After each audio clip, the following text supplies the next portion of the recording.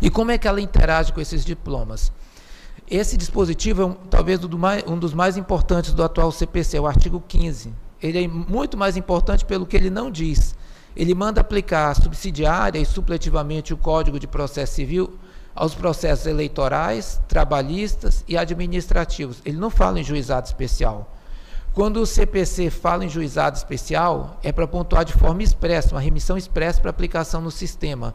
Então, a primeira conclusão que a gente tira, o CPC não tem aplicação automática ao sistema dos juizados especiais. A gente tem que manter o nosso sistema de forma diferenciada. Aqui, quando o CPC fala em juizados especiais, ele o faz em 4 dispositivos. 985, que trata do incidente de resolução de demanda repetitiva, o nosso IRDR, e tem alguns problemas sobre quem vai formar o IRDR, se ele vai ser fixado no próprio juizado ou vai ser fixado no Tribunal de Justiça. Isso varia de tribunal para tribunal. Nós temos o incidente de desconsideração da personalidade jurídica, o IDPJ, que está no artigo 1062. Nós temos a repristinação, o único artigo do CPC de 73 que está em vigor ainda, que é o rito sumário, tá aí, é o artigo 1063, e nós temos a sistemática de embargos de declaração no 1064. Não é o tema dessa palestra, os embargos de declaração, mas quando nós formos aplicar isso aí, tem que fazer muito cuidado, porque os requisitos da sentença do CPC são totalmente diferentes dos requisitos da sentença nos juizados. Então, muita coisa que está aí é, na prática, inaplicável ao sistema dos juizados especiais. Então, quando é que a gente aplica o CPC aos juizados especiais? Existem 3 correntes. Apenas quando houver remissão expressa, e nós falaríamos apenas de IRDR, DPJ, embargos de declaração, remissão expressa ou compatibilidade. Tá? Esse me parece o entendimento mais adequado. Nesses casos mencionados, mais a compatibilidade. Existe uma terceira corrente que é apenas quando houver compatibilidade. E essa compatibilidade, ela vai ser feita pelo filtro de validação dela, o critério a muralha de proteção do sistema, são os princípios do artigo 2º, informalidade, simplicidade. Aqui, como é que eu voltando aqui? Aqui nós temos a 9.099, ela fala 2 vezes na legislação processual comum. Ela fala no artigo 30, nos casos de impedimento, suspeição, ela fala legislação processual, e ela fala no 52, na parte de execução. Ela fala execução, processar-se-á no próprio juizado, porque nas pequenas causas ela não era processada no sistema dos juizados especiais, aplicando-se no que couber. Aí está o critério de compatibilidade. Então, a gente aplica o CPC no que couber ao sistema dos juizados especiais. Então, quando a gente busca um filtro de validação, a gente pensa o seguinte, artigo 15 do CPC, ele não fala em aplicação da legislação processual comum aos juizados especiais, e o artigo 52 da 9.099 manda aplicar no que couber, no que for compatível. E a compatibilidade, aqui nós temos o enunciado 161 do FONAGE. O FONAGE tem 8 a 10 enunciados sobre juizados especiais e Código de Processo Civil, mas bastava esse. Ele diz o seguinte, considerando o princípio da especialidade, o Código de Processo Civil somente terá aplicação ao sistema dos juizados especiais nos casos de expressa e específica remissão. Aí nós temos o IRDR, o IDPJ, embargos de declaração e o rito sumário, ou na hipótese de compatibilidade com os critérios previstos no artigo 2º da 9.099. E esses critérios estão aqui. Oralidade, é um processo marcado pela oralidade. A inicial ela pode ser oral, a defesa pode ser oral, a sentença pode ser oral, constando apenas o dispositivo na ata.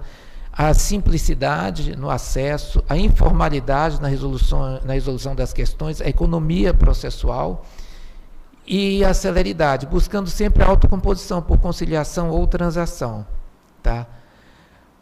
Aqui nós vamos para o perfil das demandas, isso aí é da Justiça em números, não sei se todos conseguem ver, mas em cima nós temos a Justiça Federal, é um juizado basicamente previdenciário, e embaixo nós temos juizados cíveis, que basicamente a 9.099 hoje, ela é um código de processo do Código de Defesa do Consumidor, ela instrumentaliza a legislação do consumidor, é a lei que vem para dar acesso às demandas de consumo. A gente pega ali, os 3 primeiros são relações de consumo, Os outros 2 tópicos são obrigações também decorrentes de relação de consumo. Então mudou um pouco o perfil do demandante, que era aquela justiça de bairro, para uma demanda de consumo. E aqui nós chegamos ao tema mesmo da nossa palestra, que é conversar sobre execução e suas crises. Quando a gente fala de crise de execução, nós estamos conversando de crise de efetividade, né? Aquele ganhou, mas não levou, né? Nós tem um trabalho muito interessante de um juiz do trabalho, Marcos Fava, a tese de doutorado dele. Ele trabalha com 3 critérios de crise: crise estrutural, crise de inadimplência, que ele chama de crise ontológica, e crise interpretativa. Eu usei esses 3 critérios na nossa palestra aqui, na nossa conversa, porque eles me parecem extremamente adequados. A crise estrutural, ela tem 2 elementos. Primeiro seria uma crise na estrutura da nossa legislação, que ela é toda voltada para o processo de conhecimento e dá pouco enfoque para a execução, e muitas vezes com uma preocupação em proteger o devedor, quando na verdade a norma deve proteger o credor, que tem um título, uma decisão da justiça, e que é uma resposta do Estado a uma demanda, né? E também nós temos a crise estrutural na estrutura das nossas unidades judiciárias. Se a gente for ver o nosso juizado, quem está numa vara comum, uma vara, ela funciona toda, basicamente toda voltada para o conhecimento, para a instrução, para a sentença, e dali para um pouco. A gente for ver a estrutura das unidades, tem 1 ou 2 funcionários trabalhando com execução. Alguns estados, aqui eu falo com a experiência de Roraima, nós criamos lá uma secretaria unificada dos juizados, e junto à secretaria tem uma central de execução dos juizados especiais. Então tudo vai para lá, e aí só devolve o processo para o juiz, já com todas as pesquisas feitas, tudo.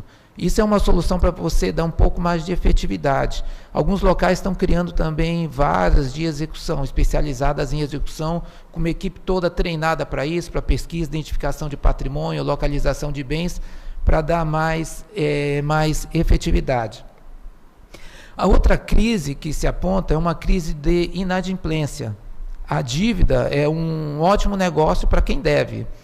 Nós temos assim o devedor profissional e aquele devedor por circunstância, né? O devedor por circunstância, de boa fé, ele procura pagar. Quando não tem, mas tem aquele sujeito que você pode virar do avesso, balançar, não cair uma moedinha, que ele está quebrado. Esse a gente trabalha com uma autocomposição, tentar um acordo, parcelar, para ele pagar dentro das condições, e tenta achar uma solução. Agora, junto a isso, nós temos o devedor profissional. Aquele que você chega na audiência, ele sabe que vai perder a causa, aí você pergunta: doutor, tem acordo? Não, excelência, vou esperar a sentença. Então ele já está ganhando tempo. Ele ganha tempo do credor entrar com a ação, ele ganha tempo da designação da audiência, ele ganha tempo para até sair a sentença, ele ganha o tempo do recurso na turma recursal, ele ganha tempo até começar a execução, ele está só ganhando. E o dinheiro está protegido, está rendendo juros para ele, depois ele tenta negociar, se for o caso. Então a gente tem que dar mais celeridade para a execução nessa fase, porque muitas vezes a gente trabalha no processo de conhecimento, cumprindo meta, correndo, concentrando pauta, antecipando o julgamento, e isso aí se perde na execução. Então a gente correu para morrer na praia, né? Então a gente vai conversar um pouquinho sobre formas da gente dar uma solução, medidas de incentivo para esse devedor profissional cumprir a obrigação, né? E a gente também tem uma crise interpretativa, e essa vem muitas vezes até da nossa formação jurídica, né? Assim, eu dou aula na faculdade que eu leciono tem processo civil 1, 2, 3, 4. A execução é metade do 4, né? Junto com procedimentos especiais. Muitas vezes as faculdades elas não focam na execução. A gente trabalha muito teoria geral do processo de conhecimento, teoria geral dos recursos. Aí quando chega na execução dá uma acelerada rapidinha, pula e já vai para procedimentos especiais. Então há uma deficiência na formação e uma valorização de outras fases do processo. Quando na execução é uma fase super importante, a gente transforma em realidade o bem da vida que o sujeito está perseguindo no processo. Então não adianta você ter uma sentença linda, com visual law, ou uma sentença do cara citando latim, alemão, o que quiser lá, italiano, se não vai virar nada prático. Então, a crise interpretativa vem de uma releitura da nossa postura no processo, nossa como magistrado e dos advogados também, que tem uma postura muito passiva, esperando que a gente faça pesquisa de tudo. Aí nós vamos conversar um pouquinho sobre isso também. Aqui nós temos técnicas de blindagem patrimonial, né? O que o devedor profissional faz para resguardar o patrimônio. Isso é exemplificativo, né? Nome falso, a pessoa usa o nome falso, documento falso no processo. Laranjas, tá? Isso é o mais comum, investimento em nome de terceiro. Então o cara tem um carro aqui, mas a procura é por um contrato de gaveta e a procuração, a firma dele está no cartório lá de Santa Catarina. Como é que o juiz aqui vai achar? Então a gente vai conversar umas técnicas para localizar. Divórcio fictício, acordo fictício também, a pessoa faz acordo, um divórcio, separa, mas está na mesma casa, repassa o patrimônio todo para a mulher, ou empresa faz acordo trabalhista, reconhecendo direito para um funcionário, que na verdade às vezes é até um parente, passa boa parte do dinheiro, ele não faz acordo com outros funcionários, desvia o patrimônio da empresa. Nós temos doações estratégicas também. E aí embaixo nós temos offshore, trusting, holding, isso aí para um devedor um nível mais profissional, né, que ele leva dinheiro para fora. E o último é a criptomoeda. Essa aí eu não sei como a gente quebra isso aí, ela tem duas chaves, a chave pública e a chave privada. A chave pública a gente até consegue descobrir, mas a chave privada não. Então hoje para o devedor profissional, esse é o melhor investimento que ele tem para blindar o patrimônio, que a gente não tem ferramenta hoje para descobrir. Aqui nós temos soluções possíveis, né? A primeira solução é a ampliação dos executados. Antigamente a gente fazia uma desconsideração da personalidade muito simples, deferia no próprio, o cara passava no balcão, desconsidera a personalidade ali, mas vocês viram, o CPC ele mandou aplicar de forma expressa o IDPJ para o sistema dos juizados, é um incidente de desconsideração da personalidade. Então a gente vai ter que abrir um incidente para desconsiderar a personalidade. Então, muitas vezes, naquele processo que você vê que tem um co-obrigado, é melhor ampliar logo o rol de legitimados passivos, logo desde o início do processo, para permitir uma execução mais efetiva. Aí nós temos convênios administrativos, aí entra Cisbajude, Renajude, Infojude, a gente vai falar um pouquinho. Existem essas plataformas públicas, existem plataformas privadas também, para a pessoa fazer uma pesquisa patrimonial, que o advogado pode fazer uso, e já trazer para o sistema. Nós temos técnicas de oneração do devedor, que a gente também vai conversar, e participação ativa do magistrado e do advogado também na efetivação da execução. Vamos ver aqui, a primeira já falando na parte de ampliação dos legitimados para execução dos devedores. O CPC ele manda aplicar o IDPJ, um incidente de desconsideração da personalidade jurídica ao sistema dos juizados. Mas ele o faz sem pensar muito no sistema. Ele é tratado no 133 ao 137 do Código de Processo Civil. E ele tem muita coisa quadrada que não desce no sistema. Vamos ver aqui, olha. Eu vou já falar, aqui nós temos duas teorias sobre a desconsideração. Nós temos a teoria maior, a teoria subjetiva, ela está no artigo 50 do Código Civil. Essa teoria ela é muito trabalhosa para você provar na prática, tem que provar que a empresa em si é uma fraude, então essa aí você esquece. A gente vai pegar a teoria menor, é a do 28 do CDC, parágrafo 5º do Código de Defesa do Consumidor. A gente desconsidera com a mera inadimplência. Se vocês observarem, aqui eu falo da CLT de novo, pesquisar a jurisprudência trabalhista, eles usam muito isso aí, o 28, parágrafo 5º, no processo do trabalho, como norma mais favorável ao trabalhador. Então, eles aplicam no sistema da Justiça do Trabalho, e a gente tem que aplicar muito no nosso. Para essa teoria menor, basta a inadimplência. Então, não havendo pagamento, a gente já pode trabalhar na desconsideração da personalidade para buscar os sócios, daí ampliar o rol dos legitimados passivos, para evitar a inadimplência.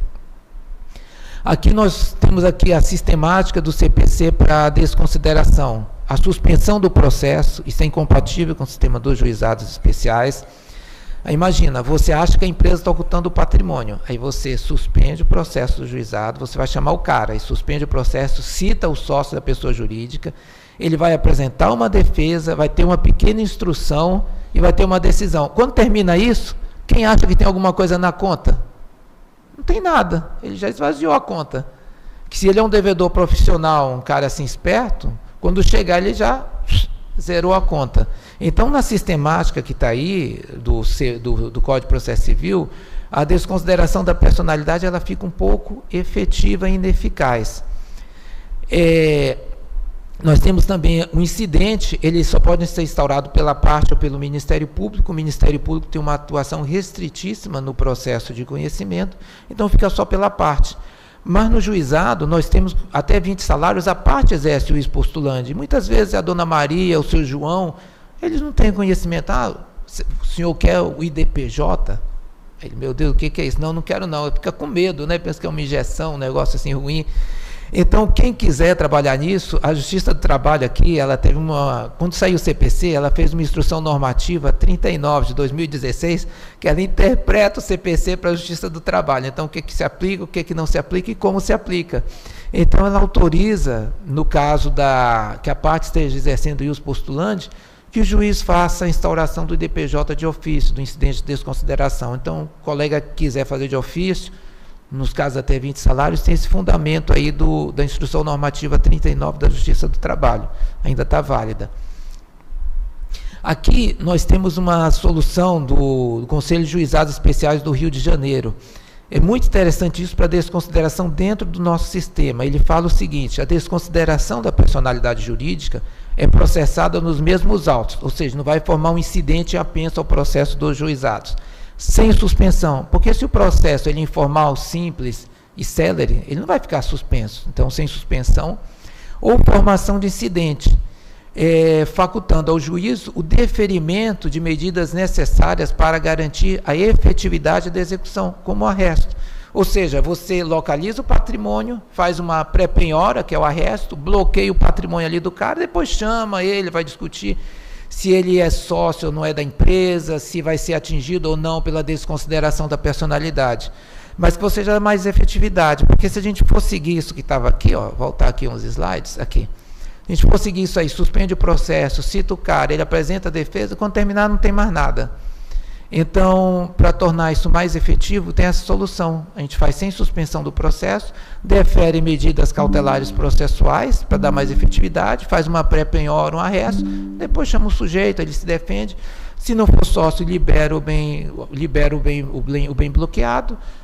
Se for a personalidade for fraudulenta, já está ali garantido o juízo para prosseguir com a execução.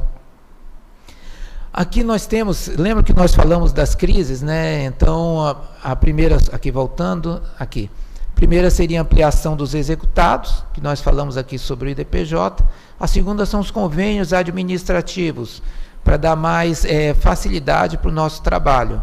E aqui, na parte dos convênios, nós temos os mais conhecidos, o CIS-BAJUD, que é o antigo Bacenjude. O Bacenjude, no início, ele foi top. Depois ele já estava obsoleto, só pegava o devedor amador, né? Aquele cara que, desempenhou online, eu não sabia, né? O devedor profissional, ele já zerava a conta dele antes. Aí fizeram um Bacenjude Plus, né? Que é o CIS-BAJUD. Ele tem 3 funcionalidades. Ele tem a funcionalidade do antigo Bacen, que é a identificação da conta e bloqueio de valores. Ele tem a teimosinha, que repete, aí realmente aí funciona, pega o cara distraído, né? Que esqueceu de tirar o dinheiro.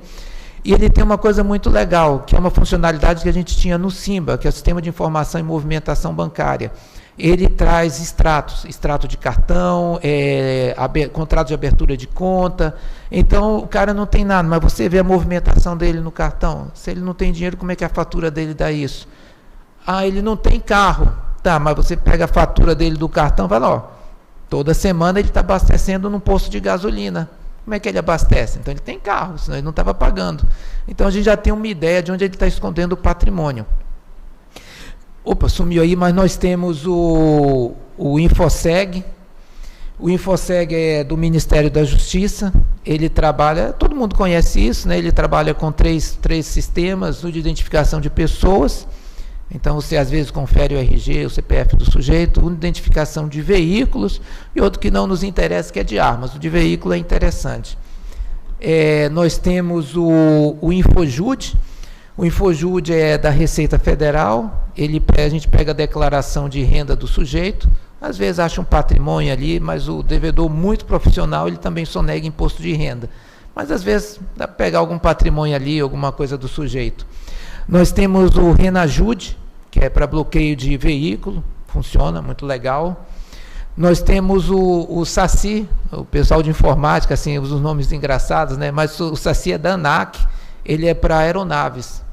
Então, difícil, mas se às vezes o sujeito tem um avião pequeno, um planador, alguma coisa para bloquear por ali. Nós temos o SIMBA, Sistema de Informação e Movimentação Bancária. O SIMBA, ele teve na base inicial da Lava Jato, ele pegava a movimentação, que tinha mais bacana do SIMBA, que era a movimentação de cartão, essas coisas já foi incorporada ao CIS-Bajude. Então, a gente não usa mais o SIMBA, ele é da Procuradoria da República. Nós temos o Cadastro Nacional de Indisponibilidade de Bens, também funciona um pouquinho. A junta comercial, para a gente descobrir qual empresa a pessoa participou, quando entrou, quando saiu, como foram feitas as alterações na sociedade empresarial. É bom para verificar alteração fraudulenta, transferência de cotas. Nós temos o cadastro de clientes do sistema financeiro, também a funcionalidade dele já está incorporada pelo CIS-Bajude. Nós temos o RIF, que é o relatório de inteligência financeira, que é mais para pegar ilícitos, movimentação assim, muito discrepante de conta, para identificar o pessoal que está, às vezes, lavando dinheiro em conta. Mas se vocês observam, tudo isso é do juiz, né? Então, quando a gente fala em crise interpretativa, o juiz vai fazer tudo isso. Então, muitas vezes, criar um setor na unidade, uma secretaria, uma central de execução, para fazer tudo isso. Quando o processo retornar para o juiz, já está tudo pronto. Ou o cara tem ou não tem, para evitar aquele despacho ao credor, aí volta ao devedor, ao fulano, ao cicrano, que o processo fica andando de lado, aí aquele tempo que a gente ganhou na fase de conhecimento perde na execução. Mas existem várias ferramentas que os advogados podem usar. Aqui, que muitas vezes eles não instruem a petição inicial, a petição da execução, né? Aí vai, seu juiz, pesquisa tudo aí para mim que eu não sei o que fazer nessa fase. Então, e todo mundo passa por isso, né? E aí depois fica pedindo reiteração, mas existe uma série de plataformas que a gente pode usar, ó. Nós temos o JusFi, que é uma plataforma para advogados. Ela interliga o sistema de assinatura eletrônica com consulta de bens, principalmente veículos. Nós temos o Registradores, que você faz localização de imóveis. Então, em vez de ficar pedindo para o juiz, aí já pesquisa no registrador, já verifica, tem uma casa no bairro tal, tem um apartamento, já traz algum indício de patrimônio. Nós temos a RedeSim, verifica a empresa que ele participa, se é sócio de alguma empresa ou não, traz essa informação. Nós temos o Incast, que ele faz uma busca sobre onde a pessoa lavrou escritura, onde tem procuração, às vezes faz um contrato de gaveta aqui, com uma escritura ou uma procuração com firma reconhecida lá em São Paulo, ou em Boa Vista, ou em qualquer outro lugar, e a pessoa que teria dificuldade de localizar. Então, ele gera tipo um mapa de localização das pessoas. Aí você verifica onde o sujeito tem negócio, onde ele passou pelo cartório. Bacana. Nós temos o e-notariado, também é legal, ele localiza em quais cartórios a pessoa tem firma. Então, se tem firma, ele pode ter feito algum negócio ali, você já levanta, já vai no cartório direto, perguntando se ele tem uma procuração, uma escritura. Nós temos o WebMe. Essa aí é uma... Quem já ouviu falar nesse? Ela é uma plataforma de pesquisa de rede social. Aí, muitas vezes a gente pesquisa a dívida do sujeito por rede social, né? O cara, ele não tem dinheiro, mas viajou para a Europa, está lá passeando no Egito. Então, isso aí faz uma localização do sujeito das redes sociais dele. É bem interessante, eu já testei, funciona. O mais comum que a gente usa é o Jus Brasil, a gente usa para jurisprudência, mas o Jus Brasil ele é muito bom também para achar processo do sujeito. Às vezes ele está devendo aqui, mas tem um processo ali que ele ganhou, então já faz uma penhora no rosto dos autos ali para já garantir alguma coisa. E nós temos o último, é o Sensec. É um sistema do colégio notarial, ele dá informação sobre testamento, procuração, escritura pública, e a gente já localiza onde o sujeito tem algum negócio. Então, são ferramentas que dão mais efetividade à execução e ajudam o trabalho da gente. Aqui nós temos a sistemática que o CPC trouxe para a penhora online. É um procedimento todo diferenciado, a iniciativa apenas do exequente, o magistrado não pode fazer de ofício. 24 horas após a resposta do banco, tem que liberar o excesso. O banco tem 24 horas para cumprir. O executado tem que ser intimado, ele apresenta uma defesa, que alguns chamam de um embarguinho, e sai uma decisão que no nosso sistema não tem recurso, né? Aqui nós temos o enunciado também do Rio de Janeiro, sobre penhora online. Ele diz o seguinte: a penhora online em sede de juizados especiais cíveis se fará com observância dos princípios da celeridade e economia processual, de acordo com as disposições estabelecidas nos artigos 52, execução de sentença, e 53, execução de título extrajudicial da 9.099, podendo ser procedida imediatamente a transferência de valores, ou seja, dá uma saída para aquele sistema que você deixa lá, às vezes não acha mais nada depois, né? E vejam que a gente tem uma sistemática própria, uma linguagem própria na 9.099. Quando a nossa lei ela entrou em vigor, estava em vigência o CPC de 73, que tinha aquela separação, processo de conhecimento, processo de execução e processo cautelar, como se cada processo fosse uma relação nova, né? E a 9.099, ela rompeu essa dicotomia do processo de conhecimento de execução, o processo passou a ser uno, com uma fase. Então, ela tem uma terminologia, ela não fala em execução de título judicial, como vinha no CPC de 73, nem fala em cumprimento de sentença, como vem no CPC de 2015, ela fala em execução de sentença, que foi a expressão que eu usei aqui, que eu sempre uso, execução de sentença do artigo 52. Aqui nós temos o paradoxo do devedor, né? Essa é uma questão interessante. Assim, me peço uma resposta bem sincera de vocês. Uma sentença que condena em R$5.000 e uma fatura de cartão de R$5.000. Você tem 5 mil na mão, qual que você vai pagar? Quem vai pagar a sentença, levanta a mão. Quem vai pagar o cartão? Pois é. Então, por que todo mundo vai pagar o cartão? Juros da sentença, 1% ao mês. Juros do cartão, 12% ao mês. O cartão é um negócio privado. A sentença é uma resposta do Estado juiz a uma demanda. Então, qual que para o Estado, para o nosso sistema, é mais importante? É a sentença. Então, por que ela é menos valorizada? Porque ela é menos onerosa. Então, o que a gente vai ter que trabalhar agora são técnicas para tornar a sentença mais onerosa, para estimular o devedor profissional a pagar a sentença, né? Aqui, então, nós vamos trabalhar agora com algumas técnicas de oneração, para se tornar mais interessante pagar a sentença do que a dívida do cartão, pelo menos para empatar, né? Porque se a pessoa, todo mundo escuta, se não pagar o cartão, vira uma bola de neve, vira mesmo. E a sentença você vai empurrando com a barriga, né? Aqui nós temos, olha, nós temos as medidas atípicas de execução. Essa foi uma coisa boa que veio no atual CPC. As medidas atípicas nós já tínhamos no CPC anterior, só que só tínhamos elas para obrigações de fazer ou não fazer, que eram tutelas de transformação. E esse dispositivo aí, o inciso 4, ele trouxe para a obrigação de pagar a quantia certa. Então, além das obrigações de fazer ou não fazer, nós temos agora também para obrigações de pagar a quantia. Assim, lembrando, direito obrigacional, credor, devedor, objeto da relação à prestação, dar, fazer ou não fazer. No CPC de 73, nós tínhamos a tutela só para fazer e não fazer, e nesse trouxe de pagar a quantia. Então, isso foi uma coisa extraordinária, ela dá uma ferramenta para o juiz trabalhar muito bem com a execução.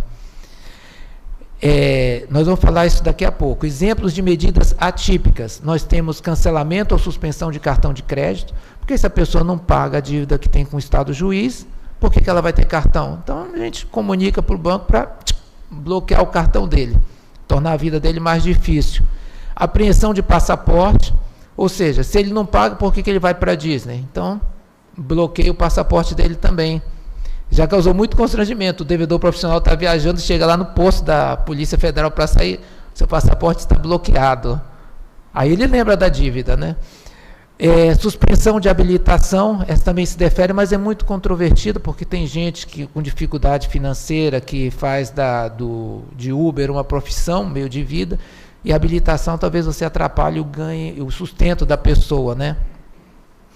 Nós temos bloqueio de serviço de telefonia, porque se a pessoa não paga a conta, não precisa ter telefone. Então, bloqueia o serviço de telefonia e bloqueia a internet também. Ele não vai assistir internet, não vai assistir YouTube, não vai ter Netflix, não vai ter Amazon Premium, sei lá, não vai ter nada.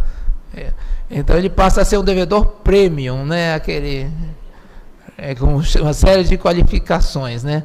Aqui eu vim trazendo aqui duas decisões do tribunal daqui, essa que eu não estou conseguindo enxergar daqui de onde eu estou, mas as duas trabalham com medidas atípicas e elas trabalham com caráter subsidiário dessas medidas. Isso é uma coisa importante a se falar. Nós temos a questão de busca e apreensão, a questão de execução, de pagamento de quantia certa, ela se dá por expropriação no nosso código. Então, quando nós vamos aplicar as medidas atípicas, quando a expropriação falhou, então eu fiz pesquisa patrimonial, não achei nada, aí eu vou para as medidas coercitivas, para as medidas atípicas. Então, peguei duas decisões recentes daqui do tribunal e elas pontuam o caráter subsidiário. Esse também é um entendimento do STJ. Teve no início do CPC muita discussão se era subsidiário ou não, mas a corrente está se firmando que é subsidiária. Aqui também outra decisão, trabalhando com medidas atípicas em caráter subsidiário, aqui do desembargador João Abdala, julgamento de abril deste ano, que eu vim trazendo aqui para exemplificar. Aqui ele está autorizando a suspensão de uma CNH. Tá, então, nós temos um rol e tem que ser trabalhado caso a caso, verificando a situação do sujeito. Aqui nós temos um enunciado da Infam, enunciado 48, ele diz o seguinte, que o artigo 139, inciso 4, que trata das medidas atípicas, traduz um poder geral de efetivação, permitindo a aplicação de medidas atípicas para garantir o cumprimento de qualquer ordem judicial. Ou seja, antecipação de tutela também, inclusive no âmbito do cumprimento de sentença e no processo de execução baseada em título extrajudicial. Tá? Então, ele dá uma interpretação ampla, na época foi importante, hoje esse entendimento já está bem consolidado.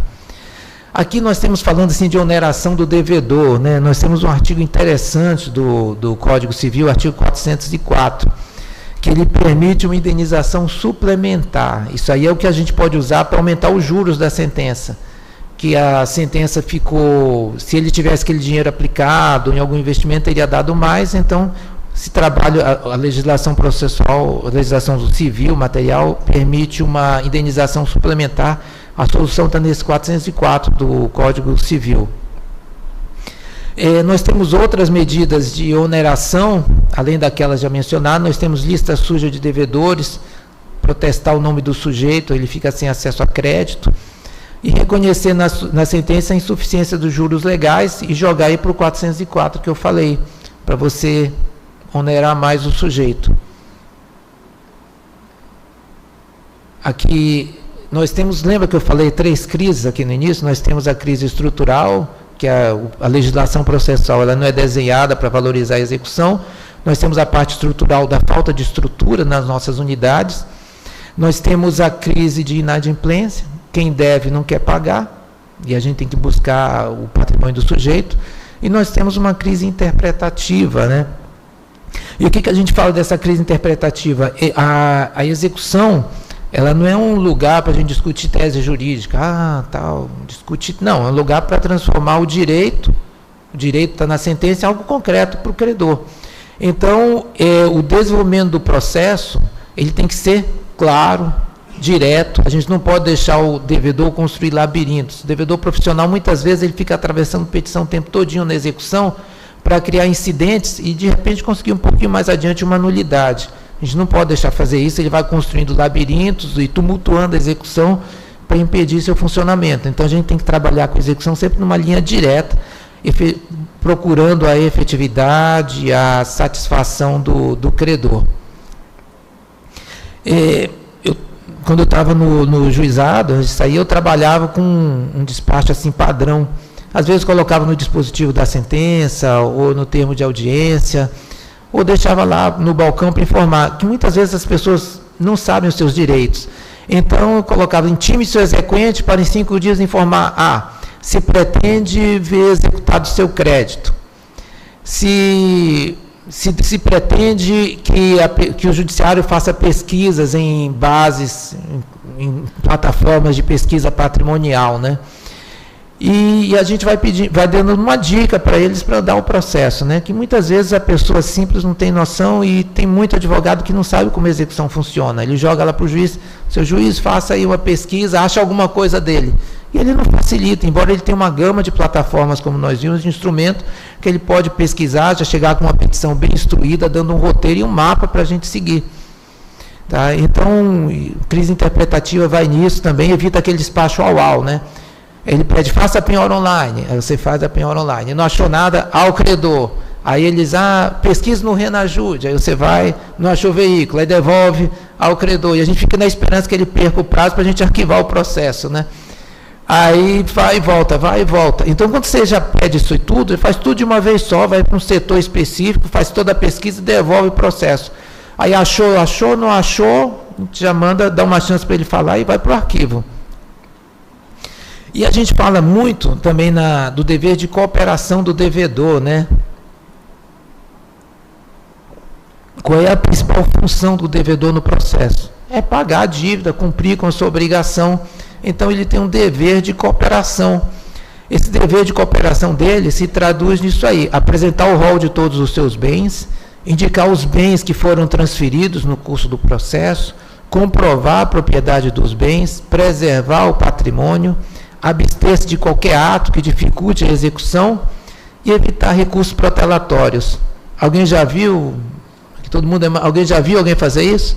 Não, isso aí parece uma quimera, um sonho, né?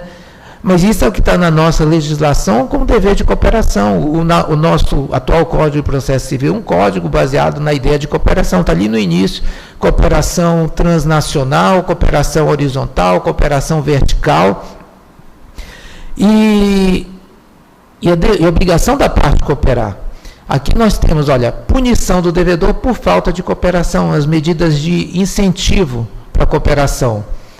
Aqui nós temos o 774, que ele considera atentatória a dignidade da justiça o devedor que, intimado, não diz quais são os seus bens nem onde estão. Então, ele tem dever de cooperar, ele tem dever de informar. E nós temos um instrumento para isso. Nós chamamos patrimônio, diga ao devedor onde estão seus bens na forma sob pena de considerar ato atentatório à dignidade da justiça. Não indica, a gente taca a multa nele. Aqui, ó, multa não superior a 20% do valor atualizado do débito em execução. Então, vai tornando o quê? A situação dele, a inadimplência, cada vez mais pesada, até levá-la a cumprir a obrigação. Aqui nós temos litigância de má-fé, no caso em que a parte não coopera com o juiz na satisfação da obrigação, nós podemos aplicar multa de 10% do valor ou até 10 salários mínimos, também uma medida de incentivo. E nós temos também, isso aqui é uma reunião de várias execuções contra o mesmo devedor. Às vezes a gente tem execuções contra os sujeitos pulverizadas em vários juizados. O primeiro juizado tem uma execução de R$5.000, o segundo juizado R$2.000, R$3.000, R$4.000, e assim vai nos outros juizados. E todo mundo fica fazendo trabalho de formiguinha, pesquisando o patrimônio do sujeito. Aí aqui achou um carro, aí o carro vai para asta pública e libera ou pega e o dinheiro não pega mais de volta. Então, a gente criar uma central de execução é uma ótima ideia. Joga tudo lá dentro, pesquisa tudo no bolo, o que achou de patrimônio dele já vai pulverizando o valor entre as diversas execuções. Isso aí dá mais efetividade, simplifica e o processo anda mais rápido. Aqui nós temos rol de bens impenhoráveis no 833 do Código de Processo Civil. Nós temos a impenhorabilidade de salário. O STJ está afirmando o entendimento que essa impenhorabilidade não é absoluta. Ele está permitindo a penhora, inclusive para obrigações não alimentares, de até 30%, desde que não comprometa a subsistência da pessoa. Então, penhorar o salário para pagamento de dívida é uma opção válida, tem fundamentação do STJ. Tá? Aí eu vim trazendo isso aqui para ilustrar um pouco. Aqui nós temos a alienação de bens. O atual Código de Processo Civil, ele avançou bastante nessa parte. Ele deixa claro que não precisa mais publicar em jornal, pode divulgar pela internet, então se cria uma plataforma de venda de bens, muita gente tem acesso, você consegue vender com mais facilidade. O licitante pode parcelar em até 30 meses, ou seja, 30 vezes, então fica mais fácil você vender o bem, mais fácil para arrematar. Na segunda praça, o bem pode ser adquirido por até 50% da avaliação. E uma coisa interessante que esse código trouxe, o exequente pode ser licitante.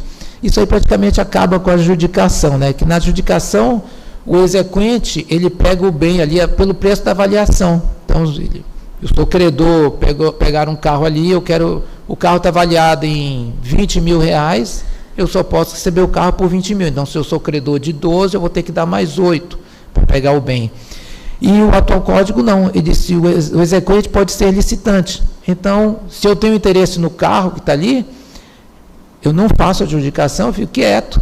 O carro vai para a primeira praça, não achou nada, vai na segunda, eu ofereço 51% do valor do carro. Então, o carro estava avaliado em 20, eu sou credor de 12, eu pego o carro por 11, continuo credor de 1.000. Então, muita gente critica isso, vai onerar o devedor. Não, foi uma opção do legislador para facilitar a execução. O bem só chega numa asta pública, quando ele chegar ali, já teve um longo caminho que foi dado uma oportunidade ao credor para pagar. Então, o CPC, com esse dispositivo, torna-se meio letra morta a adjudicação. A não sei que eu queira muito bem, eu seja um colecionador, o carro seja bacana, eu faço a adjudicação. Mas, tirando isso, a adjudicação hoje vai ser uma figura de museu jurídico. Aqui, já encaminhando para o final, meu tempo está acabando, nós temos alguns enunciados do FONAGE, eu vim trazendo só os principais sobre execução. Esse é o enunciado antigo, o enunciado 14, ele fala que os bens que guarnecem a residência do devedor, desde que não essenciais à habitabilidade, são penhoráveis. Então, o que é isso? Muitas vezes o credor, ele é mais pobre que o devedor, então achou casa do devedor, tem um televisor, na casa do credor não tem nenhum, pega o televisor ali e entrega para o outro. Ou tem um ar-condicionado, pega o ar-condicionado, o outro não tem, está no ventilador, ele é o credor. Então, nós temos que trabalhar com critérios diferentes do que são bens essenciais, levando sempre em consideração a clientela do juizado. Hoje tem muita relação de consumo, muita classe média nos termos dos juizados, mas também tem muita gente pobre. E às vezes é pobre contra pobre. Então você tem que trabalhar para a execução ter alguma efetividade. Nós temos um enunciado 97, ele trata da multa prevista no artigo 523, parágrafo 1º do CPC, o artigo 475J do CPC anterior, aquela multa de 10%, que ele diz que se aplica ao sistema dos juizados especiais, que pode passar o limite de alçada do sistema, passar dos 40 salários mínimos. Já tinha um enunciado sobre o 475J anterior, também isso é uma medida de incentivo ao adimplemento da obrigação. Nós temos o enunciado 117, que diz que é obrigatória a segurança do juízo pela penhora para apresentação de embargos à execução. O atual CPC mudou essa sistemática. E as leis anteriores, nós tínhamos a lei de execução fiscal, a 6.830, ela prevê a garantia do juízo para embargo, e a 9.099, ela também trabalha com essa ideia de garantia do juízo. Então, para ambas, não obstante o que está no CPC, que nós vimos que ele não tem aplicação no nosso sistema, só no que ele manda, a parte de embargos para garantia do juízo, eu falo embargos, não falo impugnação, que é o que está na lei, ela exige a garantia do juízo, tá? Tanto para execução judicial como extrajudicial. Aqui nós temos, enunciado 121, os fundamentos admitidos para embargar a execução da sentença estão disciplinados no artigo 52, inciso 9 da 9.099, e não no CPC.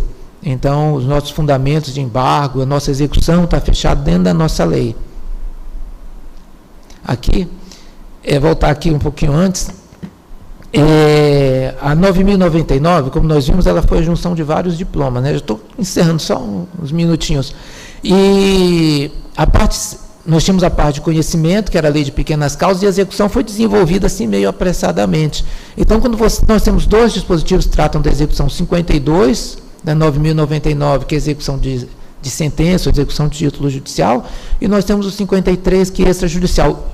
E, às vezes, uma coisa que é para ser usada na execução judicial está no 53. Então, nós temos que fazer uma leitura conjunta, casada de ambos os dispositivos, para nós termos um sistema executivo próprio da 9.099, sem que a gente ficasse se amarrando muito no CPC. A gente utiliza as ferramentas que são boas, que dão facilidade, mas sempre fechado dentro do nosso sistema. Aqui, eu vim trazendo uma frase do Barbosa Moreira. Eu reputo ele, eu acho que o maior processualista que nós tivemos por muito tempo. Só tem um livro bem conhecido, o Novo Código de Processo Civil, que era o Código 73, já não era mais nem novo, né? Mas ele é de uma clareza, uma precisão impressionante. E ele tem uma frase que eu gosto muito: nenhum sistema processual efetivo, por mais bem inspirado que seja em seus textos, revelar-se-á socialmente efetivo se não contar com juízes empenhados em fazê-lo funcionar. Cabe a nós, magistrados, do sistema dos juizados especiais, aos advogados também, a todos que operam no sistema, fazer o nosso sistema funcionar, fazer a nossa execução efetiva. Porque não importa a pessoa ganhar e não levar, ela tem que ganhar e levar. Era isso, pessoal. Muito obrigado pela atenção, agradeço ao convite. Obrigado.